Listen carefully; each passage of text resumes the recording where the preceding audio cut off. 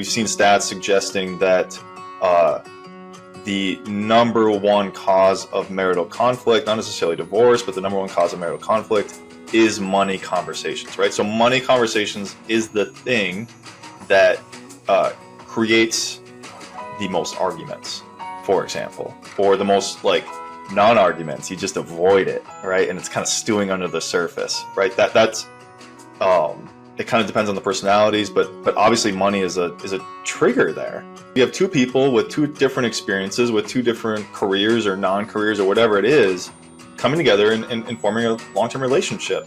One person might be a great saver. One person might be not a great saver. One person might want to take a lot of risk. The other person might be so risk averse. And these things are supernatural because, like, if you grew up with a financially stable family, you will probably be somewhat of a financially stable person, right? You've kind of absorbed, whether it was explicitly communicated or not, you've absorbed these things. You don't really know what it's like not to save into a Roth IRA or 401k, right? If your spouse grew up poor, they have no idea what a Roth IRA is or 401k often. So these are all new things. And it's natural that like creates conflict or just opportunities for conversation and opportunities to create more connectiveness and togetherness in a relationship. It's natural in a relationship to kind of delegate to one spouse or the other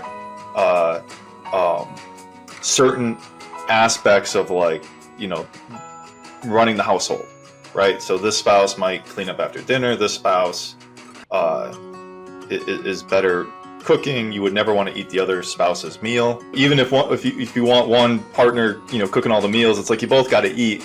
And I think it's the same thing with money. Even though one partner might be doing the spreadsheet or the budget or whatnot, making sure the taxes are paid and all that stuff, you're both still incredibly impacted by all the aspects of your financial life. And it behooves, you know, like, I think the healthiest couples I see are engaged with their finances, and they've found a way to have these conversations and work on these things together.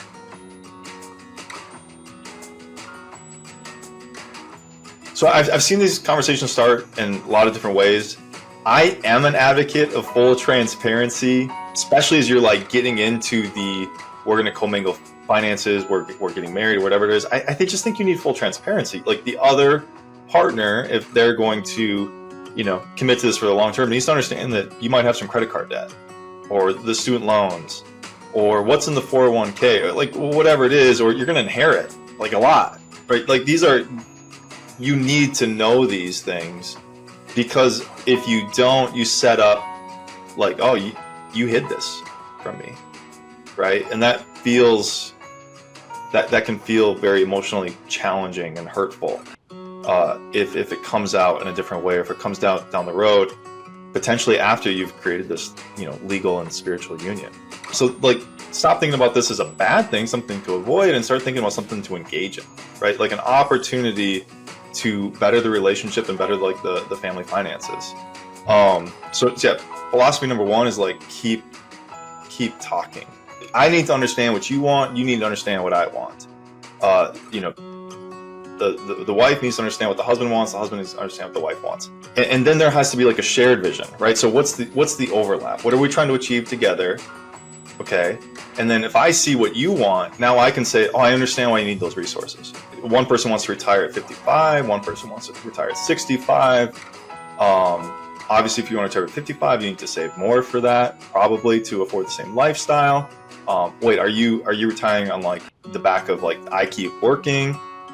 You know, it's just like, these are great conversations to have. Like, what do you want? And then we try to find the overlap within that. So it's like, one is you can't leave the table. You got to keep talking through this.